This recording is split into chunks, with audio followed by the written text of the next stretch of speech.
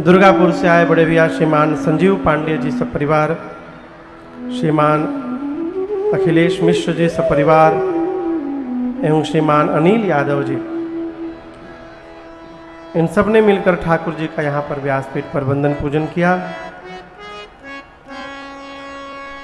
भदोही जनपद के सांसद, संसदीय क्षेत्र के यहाँ के माननीय श्रीमान डॉक्टर विनोद बिंद जी है कि गए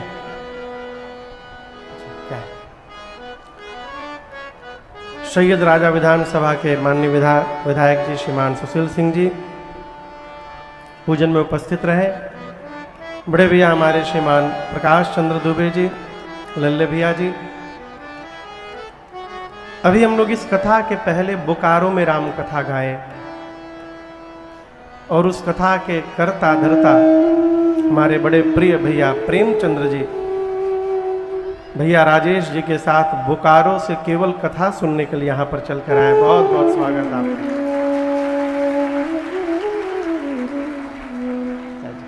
बैठे बैठे। आसपास दूर से आए आप समस्त कथा के रसिक श्रोता बंधु माताएं बहनें, आप सभी लोगों को मेरा सादर जय सिया राम। जय सिया राम। कल कहाँ विराम लिए थे हम और आप?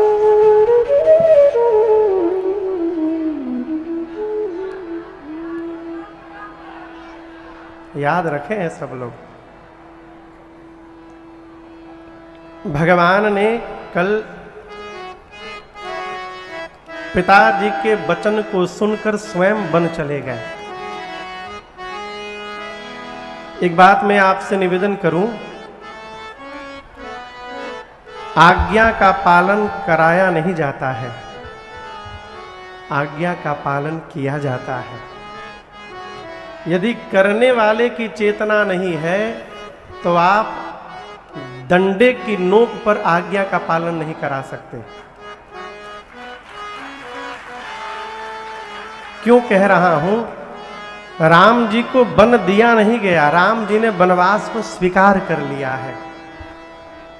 गोस्वामी जी कहते हैं कि पिता बचन तजे राज उदासी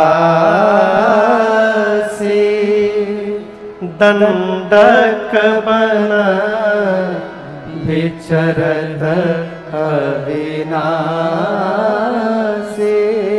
पिता के वचन को श्री रघुनाथ जी स्वीकार करके स्वयं वन की ओर चले गए। और एक बात याद रखिएगा, जिस मनुष्य के जीवन का लक्ष्य जितना बड़ा है उसको अपने जीवन में उतना बड़ा त्याग करना पड़ेगा। घर में बैठने से कुछ नहीं होता है, बाहर निकलना पड़ेगा। कहते हैं किसी महापुरुष ने कहा है, जीवन में कुछ प्राप्त करने के लिए बहुत कुछ खोना पड़ता है? बिना खोए कुछ प्राप्त होने वाला नहीं है। भगवान वन में निकले, आपने कल श्रवण किया केवट भैया पद पखारने के लिए कितने लालायित थे, भगवान के सामने अड़ गए। एक प्रश्न करूं आपसे, जिस प्रकार केवट जी भगवान के सामने खड़े भय है कि बिना पांव धोए नाव पे चढ़ने नहीं दूंगा, क्या यदि उनके स्थान पे हम और आप रहते तो वो भाषा बोल पाते? भगवान आकर कहते कि गंगा पार उतारिए, अरे कहते क्या, हम पहले ही से लाइन लगा के खड़े रहते, प्रभु आइए हमरे पर बैठ के चलिए। लेकिन केवट जी बोले हम नहीं ले जाएंगे। हम क्यों नहीं मना करेंगे? प्रेम है ये नहीं, ये बात को बड़ी गंभीरता से समझिएगा। भगवान से प्रेम है इसलिए मना नहीं करेंगे। मना कर दिए तो कहीं हमारा कुछ अनिष्ट न हो जाए, इस भय के कारण मना नहीं करेंगे। आप समझ रहे हैं? भगवान को मना कर देंगे तो भगवान न खिसिया जाए तो हमारा सब काम बिगड़ जाए, इस वजह हम मना नहीं कर पाएंगे। लेकिन केवट जी को इसका भी भय नहीं कि हमार बिगड़ जाए। काहे? अब इससे अधिक का बिगड़ेगा, घर में दाने दाने की आफत है।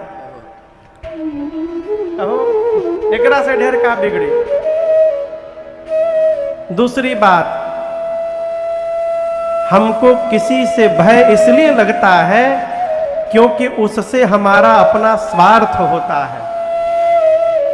हमको भय इस बात का है कि कहीं साहब रूठ गए तो हमारा लाभ कैसे होगा, इसलिए हम भयभीत रहते हैं। केवट जी पहले ही मन बना के रखे हैं कि कुछ लेना होना नहीं है, तो किस बात का भय हो है? केवट जी के चरित्र में मैं आपको केवट जी का 3 स्वरूप दर्शित करा रहा हूं। कितने स्वरूप? 3। एक वो केवट जी जब राम जी गए हैं उस समय जो केवट जी थे,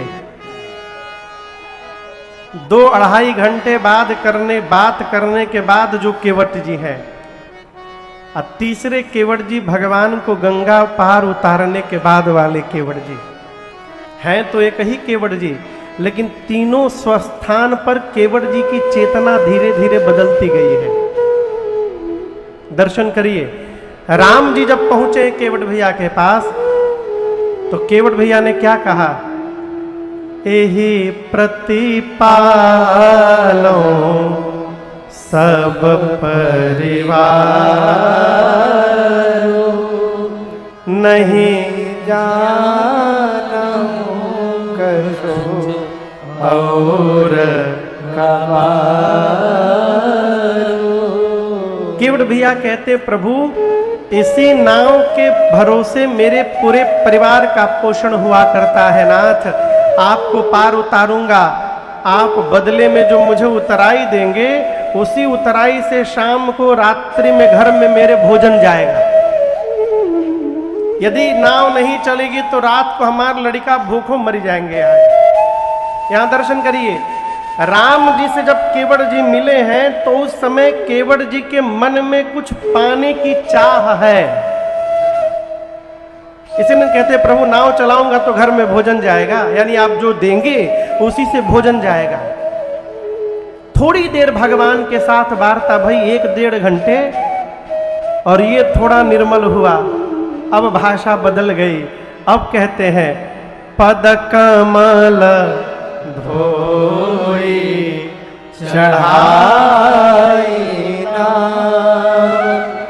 नाथ उतराई चहो। अब केवट जी कह रहे हैं कि प्रभु पांव धोऊंगा, नाव पर चढ़ाऊंगा, गंगा के पार पहुंचाऊंगा और आपसे कुछ मांगूंगा नहीं मैं। इसका क्या अर्थ है? आप यदि देंगे तो हम ले लेंगे, नहीं देंगे तो हम मुंह खोलकर मांगने वाले नहीं हैं। न नाथ उतर आई चहो, ऐसे ही हम पार उतार के चले जाएंगे। दोनों में अंतर है ना। पहले कह रहे थे कि हम उतराई जो मिलेगा उसी से परिवार चलेगा। अब कह रहे प्रभु हम कुछ मांगेंगे नहीं, आपको सेतीहे में उतार देंगे। सेतीहे समझ रहे हैं? सेतीहे माने फ्री में। हाँ ऐसे ही। हाँ यदि आप देंगे तो मना नहीं करेंगे, हम आपसे रेट नहीं फिक्स करेंगे। आपका मन दीजिएगा, आपका मन नहीं दीजिएगा, नहीं दीजिएगा तो ननाथ उतर आई चहूं। एक महापुरुष ने कहा महाराज केवट जी कहते हैं ननाथ हे नाथ न उतर आई चहूं। उतराई करने के बाद, उधर जाने के बाद उत मने वहां पर राई चहूं, राई भी आपसे नहीं मांगूंगा, ऐसे ही चला आऊंगा। ननाथ उत राई चहूं, वहां जाने के बाद राई मात्र भी नहीं लूंगा आपसे कुछ, ऐसे ही उतार के चला आऊंगा। जब भगवान का चरणामृत पान किया हो तो सब साफ हो गया। अब दर्शन करिए, पार उतारे, केवट जी मांगे भी नहीं, राम जी अपनी ओर से अंगूठी दे रहे थे। केवट जी क्या बोले? अरे उतराई हरि जी हम नाही लेब तो हसे। अरे उतराई हरि जी हम नहीं लेब तुझसे। आज मेरे से अधिक सौभाग्यशाली कौन होगा राम जी। राम जी बोले क्या हो गया। केवट जी कहते हैं अरे गंगा में नैया, नैया में दोनों भैया, केवट खेवैया, संघवा में सीता मैया। अरे रोवेला मलहवा घी घियाई, उतराई हरि जी, हम नहीं लेब तुझसे। क्या कहा, अब कछु नाथ न चाहिए मोरे। बात बड़ी अटपटी है माई बाप, लेकिन आपसे निवेदन करूं, जिस दिन भगवान के सामने अपने मुख से ये शब्द वाक्य निकल गया कि अब कछु नाथ न चाहिए मोरे, जिस दिन भगवान के सन्मुख ये भाव प्रकट हो गया कि प्रभु हमें कुछ नहीं चाहिए, समझ के रखिए उसी दिन से आपके जीवन की भक्ति प्रारंभ हो गई।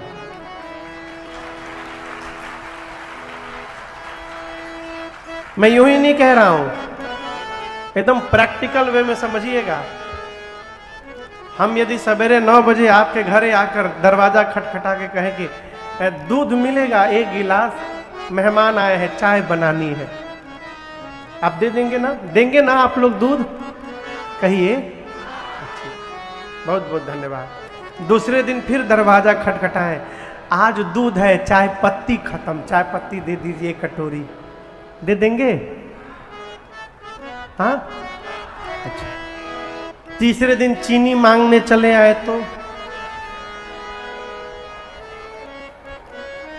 भैया तो बोल रहे तीसरे दिन हाथ उठा दिए नहीं देंगे। 5 दिन दीजिएगा आप, 1 सप्ताह दीजिएगा, रोज रोज कितना भी प्रिय क्यों ना हो, यदि मांगने आने लगे तो आप उसको देखना पसंद नहीं करेंगे। बतिया समझ में आ रही है? जब आपसे नित्य कोई मांगे आपको अच्छा नहीं लगता, सोचिएगा जब जब भगवान के सामने जाते हैं मांगते रहते हैं हम लोग, क्या भगवान को अच्छा लगता होगा? है? इसलिए मांगना बंद करिए। और यदि मांगना ही है तो मेरा एक पद है, भगवान से क्या मांगना है, भगवान से न मांगिए, भगवान को मांगिए। बतिया समझ में आ रही है? राम को, राम से नहीं, राम को मांग ले, मेरे की परिभाषा है। देखिए, हम जिसको प्रेम करते हैं उससे मांगते नहीं हैं। आप लोग हमको प्रेम करते हैं? आप लोग मुझे प्रेम करते हैं? 20 तारीख को हमको कथा करके रात में दीनदयाल उपाध्याय से ट्रेन पकड़नी है वापस जाने के लिए। गाड़ी की व्यवस्था हो जाएगी, जो भाड़ा लगी हम दे दें। भाड़ा नहीं लेंगे, अरे तेल ओल तो लगबे करी। चलो गाड़ी की व्यवस्था हो गई, भाड़ो ना लगी, फाइनल।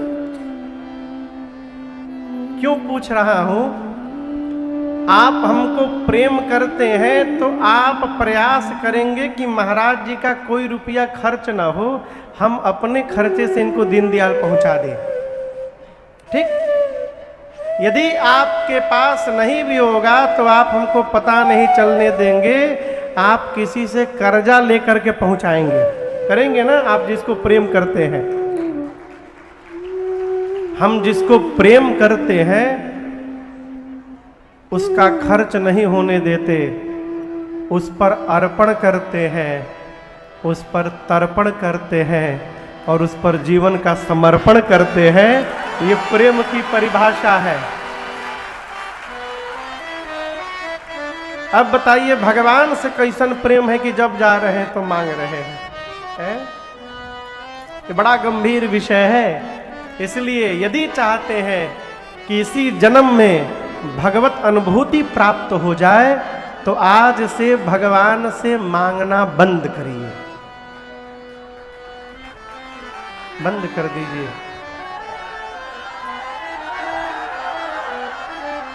क्या करें महाराज?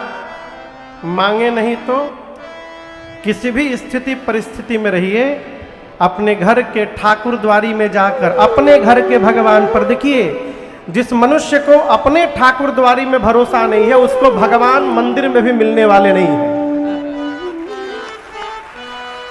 जहां रहते हैं उस घर के भगवान में विश्वास रखने का स्वभाव बनाइए, अपने भगवान में है? यदि घर के ठाकुर जी में विश्वास हो गया ना तो मंदिर वाले सारे भगवान घरवे में प्रकट हो जाएंगे, अपने घर में है? इसलिए घर के ठाकुर द्वारी में जाकर रोज एक बात कहिए, क्या? तेरा शुक्रिया है, तेरा शुक्रिया है। क्यों? ये जायदाद दी है, ये औलाद दी है, मुसीबत में तुमने ही इमदाद की है। प्रभु, जब से जन्म लिया हूं तब से आज तक तेरा ही दिया मैंने खाया पिया है, इसलिए तेरा शुक्रिया है, तेरा शुक्रिया है। भगवान को धन्यवाद करिए। जब बार बार हम भगवान को धन्यवाद करेंगे ना तो फिर भगवान भी सोचेंगे ये जितना धन्यवाद दे रहा है उतनी तो मैंने इस पर कृपा ही नहीं की है। नहीं होगी तो बरस जाएगी। मैं आपको बताऊं, श्रीधाम वृंदावन में एक महापुरुष थे, पंडित श्री ज्ञा प्रसाद जी। आज भी उनका स्थान है। सरकार हमारे पूज्य भागवताचार्य संत चरण श्रीधाम वृंदावन से ही आए हैं। सरकार आप जानते होंगे, पूज्य पंडित ज्ञा प्रसाद जी अद्भुत भगवान के भक्त हुए, विभूति हुए। आज भी उनका स्थान है। मैंने सुना है उनके विषय में महापुरुषों के मुख से कि वो भगवान की सेवा करते थे, ठाकुर जी से, अपने आश्रम के ठाकुर जी की सेवा करते थे और कभी कुछ कहते नहीं थे ठाकुर जी से, कभी कुछ नहीं कहते थे। एक दिन ब्रह्म बेला में सेवा हेतु मंदिर में गए। ये मैं आपको सत्य घटना बता रहा हूं, अभी बहुत दिन नहीं, मुश्किल से 50 वर्ष 60 वर्ष पहले की घटना सुना रहा हूं। अपने जब ठाकुर द्वारी में गए पंडित जी, तो क्या देखते हैं कि जो भगवान का मूर्ति है, ठाकुर जी की मूर्ति में भगवान का मुख पीछे घूम गया। मुख भगवान का पीछे घूम गया था। मूर्ति है वो। पंडित जी जब देखे तो पांव में लौट गए, भगवान के सामने लगे विलाप करने, कहे प्रभु क्या मैं इतना बड़ा अधम हूं कि आप मेरा मुख भी नहीं देखना चाहते नाथ? तब भगवान के विग्रह से आवाज निकली, पंडित जी आप अधम नहीं है, मैं आपको मुंह दिखाने लायक नहीं रहा है। क्यों? आपने इतनी मेरी सेवा की और मैं आज तक आपके लिए कुछ भी नहीं कर पाया, आपने कुछ कहा ही नहीं आज तक मुझसे। ये है सेवा। इसलिए भगवान की भक्ति प्रारंभ करना चाहते हैं जीवन में तो मांगना बंद करिए। क्यों? भगवान ने जो दिया है हमारे भीतर, सही कहिए तो उसी की भी पात्रता नहीं है, लेकिन उसके बाद भी भगवान ने प्रदान कर दिया है। यही भगवान की विशेष कृपा है। केवट जी क्या बोले? कुछ नहीं चाहिए प्रभु। तो कल आपने सुना भगवान ने केवट भैया को अपनी भक्ति देकर के विदा कर दिया। राम जी आगे बढ़े। तीर्थराज प्रयाग में कल विश्राम हुआ। भरद्वाज जी से विदा लेकर भगवान चले। यमुना जी के किनारे से राम जी ने निषाद राजगुह को विदा किया है। और अब भगवान चलते चलते बाबा वाल्मीकि ऋषि के आश्रम पहुंचे। किनके आश्रम? वाल्मीकि। जोर से कहिए। भरद्वाज ऋषि के सद्गुरुदेव भगवान है वाल्मीकि ऋषि। अब यहां पर एक एक भाव श्रवण करिए। राम जी जब भरद्वाज जी के पास आए तो राम जी को भरद्वाज जी ने वाल्मीकि ऋषि के आश्रम की ओर भिजवाया, अपने गुरु जी के आश्रम की ओर। लेकिन भरत जी जब अयोध्या से चलकर भरद्वाज जी के पास आए तो भरद्वाज जी ने भरत भैया को वाल्मीकि ऋषि के आश्रम की ओर नहीं भेजा। कहां भेजा? सीधे चित्रकूट की ओर भेज दिया। भैया एक दिन मैं सोच रहा था इस प्रसंग पर कि राम जी को भरद्वाज जी ने वाल्मीकि ऋषि की ओर क्यों भेजा। तो जो भाव निकला मैं आपको सुनाऊं। वाल्मीकि ऋषि भरद्वाज जी के सद्गुरुदेव भगवान हैं। ये प्रसंग कहता है कि घर में, जीवन में कोई विशेष पुरुष अवस्था आ जाए तो स्वयं उनका अभिवादन करके और अपने श्रेष्ठ के पास मिलवाना चाहिए, स्वयं उनसे नहीं उलझना चाहिए। कई लोग आपन जान पहचान बनावे के चक्कर में गुरु जी सोए हैं तब तक आपन विजिटिंग कार्ड निकाल के दे दिया, चेला ऑफ द गुरु जी।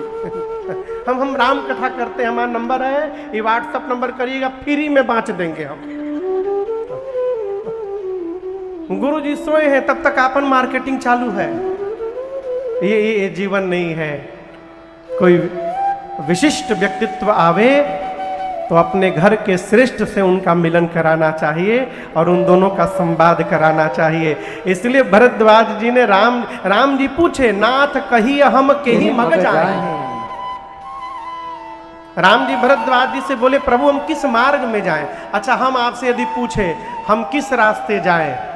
ये जो सड़क है सामने पंडाल की सड़कें हैं ना, हम आपसे पूछे कि हम सड़क पर से बाएं जाए कि दाएं जाए, आप क्या बोलिएगा? बोलिए बोलिए। कहे दाएं नहीं जा सकते हैं? कैसे मालूम कि हमको बाएं जाना है? हमारे निवास में नहीं खे जाए के। अब बोलिए, हमको सड़क पर से बाएं जाना है कि दाएं? आप में से कोई इस प्रश्न का उत्तर नहीं दे सकता। कब तक? जब तक आपको ये नहीं पता होगा कि मुझे कहां जाना है। आप समझ रहे मेरी बात को? जब आपको ये पता चल जाएगा कि हमको कहां जाना है, तब आप बता सकते बाएं जाइए कि दाएं। राम जी ये नहीं बोले कहां जाना है, राम जी सीधे बोले, नाथ कहिया हम केहि मग जाए। हे प्रभु कहिए हम किस मार्ग में जाएं? भरद्वाज जी फंस गए। अब क्या बोले? तो भरद्वाज जी दिमाग लगा दिए। भरद्वाज जी मुस्कुरा कर बोले, प्रभु आपके लिए तो सारे रास्ते सुगम हैं, आप जिस रास्ते पे चले जाएंगे वो सुगम मार्ग हो जाएगा। राम जी बोले, हम ये नहीं पूछ रहे हैं, हमको बताइए हम किस रास्ते पर जाएं। अब मजे की बात देखिए, राम जी के साथ में कौन कौन है? बोलिए। लक्ष्मण भैया और सीता मैया और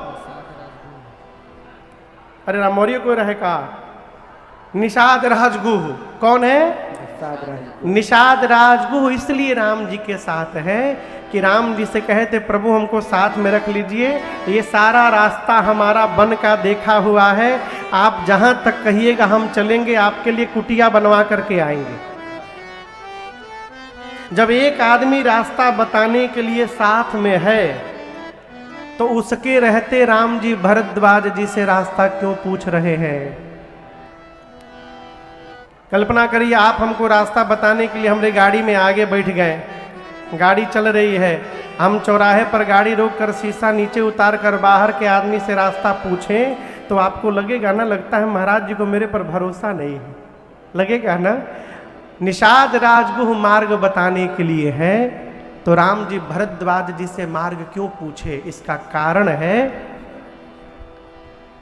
राम जी निषाद राजगुह से कहते हैं कि निषाद जी, मैं आपके बताए हुए मार्ग पर नहीं चल सकता, क्योंकि आप प्रेम मार्गी हैं, आपका प्रेम का मार्ग है, और मैं परमार्थ स्वरूप हूं, मेरा मार्ग परमार्थ का है। और ये भरद्वाज जी परमारथ पथ परम सुजाना, ये परमार्थ पथ पे आने जाने वाले पथिक हैं, इसलिए मैं भरद्वाज जी के बताए हुए मार्ग पे चलूंगा, आपके बताए मार्ग पर नहीं। निषाद राजगुह तनिक उदास हो गए। राम जी बोले उदास न होइए, आपके बताए हुए मार्ग पे चलने वाला भी मेरे घर में एक व्यक्ति है। वो कौन है? वो मेरे भैया भरत जी हैं। आप हमारा मार्गदर्शन न करिए, मेरे जाने के बाद मेरे पीछे जब मेरे भरत जी आएंगे तो आप उनका मार्गदर्शन करते हुए मुझ तक पहुंचा दीजिएगा, ये आपका दायित्व है। बात समझ में आ रही है? तो राम जी ने भरद्वाज जी से पूछा, हम किस मार्ग पे जाएं? भरद्वाज जी ने अपने 50 शिष्यों को बुलाया। कितने शिष्य? जोर से कहिए, 50। और दर्शन करिए, आकर कहते हैं, क्या कहते हैं? सब कहते हैं कि हमारा रास्ता देखा हुआ है। अरे हम जानते हैं रास्ता, हम जानते हैं रास्ता। जाने वाले कितने लोग? जाने वाले 4 लोग, रास्ता बताने वाले 50 लोग। एकदम आज की स्थिति है भैया। आप खाली पूछ भर दीजिए कि हमको यहां से बनारस जाना है, बस जितना आदमी उतना रास्ता। केहू बोली सुरियामा होके चले जाइए महाराज, तो केहू कहता भदोही होके जाइए, केहू कहता कि मोढ़े होके चले जाइए, केहू कहता सीधे हाईवे पकड़ लीजिए हंडिया से। लेकिन मैं आपसे कहूं, ये 50 कोई सामान्य जीव नहीं थे। 4 वेद, जोड़ते जाइए, 4 वेद, 4 उपवेद, कितने हो गए? 18 पुराण, 18 उपपुराण, कितने हो गए? 44। अच्छे शास्त्र, कितने हो गए? यही 50 शरीर धारण करके आए थे। अब इन 50 में से 4 जो वेदस्वरूप बटुक थे, वेदस्वरूप शिष्य थे, भरद्वाज जी ने उनको आगे बुलाया और बुलाकर कहा कि आप चारों मिल करके राम जी का मार्गदर्शन करिए। श्री राम जी भरद्वाज जी को प्रणाम करके चले, यमुना जी का तट आया, वहां से शिष्यों को विदा किए हैं और तालाब, सरोवर, सरनी मने तालाब में कमल के पुष्प खिले हैं। सरनी सरोज, आश्रम के अगल बगल के बिटप बन फूले, आश्रम के चारों तरफ जो पौधे हैं, झाड़ है, पुष्पों से लदे हुए हैं। सरोवर में कमल का पुष्प खिला हुआ है, उन पुष्पों पर भंवरे आकर गुंजायमान हो रहे हैं। गुंजत मंजू मधुप रस फूले, भ्रमर गीत हो रहा है। आश्रम के निकट रहने वाले पशु आपसी बैर को समाप्त कर चुके हैं। विरहित बैर मुदित मन चरही, खग मृग विपुल कोलाहल करही। देखिए, जहां पर भक्ति प्रारंभ हो जाए, जहां पर प्रेम प्रारंभ हो जाए, वहां से बैर धीरे धीरे समाप्त हो जाता है। हम लोग एक स्थान पर गए थे दर्शन करने, गुजरात में। ऊपर जंगल के ऊपर पहाड़ पर मंदिर है एक, वहां जाकर पता चला शाम को जब आरती होती है तो भालू आते हैं प्रसाद लेने, नित्य लोग खड़े रहते हैं वहां आरती में, नीचे भालू भी आके खड़े होते हैं। पूजा के बाद पुजारी जी भालुओं को प्रसाद डालते हैं मुख में, अब वो सिर ऐसे झुकाकर प्रणाम करके फिर चले जाते हैं जंगल के भीतर। ये क्या है? विरहित बैर मुदित मन चरण। देखिए, जहां जिसके बैर मन में होता है, मन में होता है तो व्यवहार में दिखाई पड़ता है। जो टीका लगाकर भी बैर में लगा हुआ है, बैर मैंने समझ रहे हैं, आपसी बैर, अपनों के प्रति बैर, उनके उत्थान को देख करके बैर, वो भगत हो ही नहीं सकता। विरहित बैर मुदित मन चरहि। सुंदर आश्रम को देखकर राम जी प्रसन्न हुए। सुचि सुंदर आश्रम निरखी, हर्षे राजीव नयन। सुनि रघुबर आगमन मुनि, आगे आयो ले। आगे आयो ले, कि सादर आयो ले, आगे आगे आयो ले। वाल्मीकि